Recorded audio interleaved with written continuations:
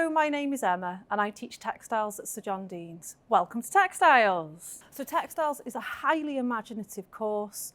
We have students producing outcomes that range from three-dimensional costumes to sculptural forms to hanging ceiling pieces. So it's really, really varied.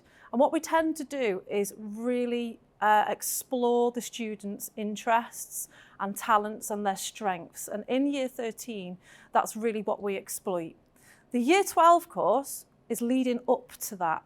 So all the work that we do is in preparation for that Year 13 project.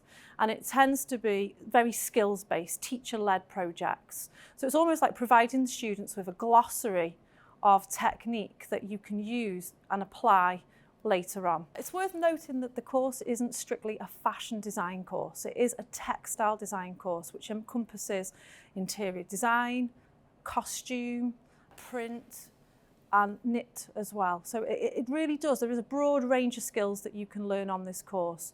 There is aspects of costume and fashion, but it isn't strictly, it's more about sculpting on the body, using proportions, scale and form.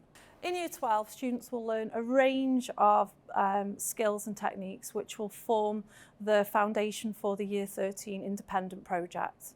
The independent project is selected with the tutor and the student, and we come up with a theme which really relates to the students' interests, and we explore that further for roughly around a 6-month period of time. So it has to maintain the interest of the student as well as exploring a whole range of ideas and techniques. Coursework is 60% of the overall grade. The exam is worth 40% of the overall grade and is a 15-hour exam which goes over the time period of 3 weeks. So students will develop an outcome based on a project. It might be nature, it might be architecture, it could be anything that relates to a question that's on the paper, and they formulate an independent project again around that theme. The 15 hours flies by. It goes really, really quickly, and it purely is, there's no writing involved, and it is purely practical. The course goes really well with photography. Students tend to use the studio to photograph their outcomes.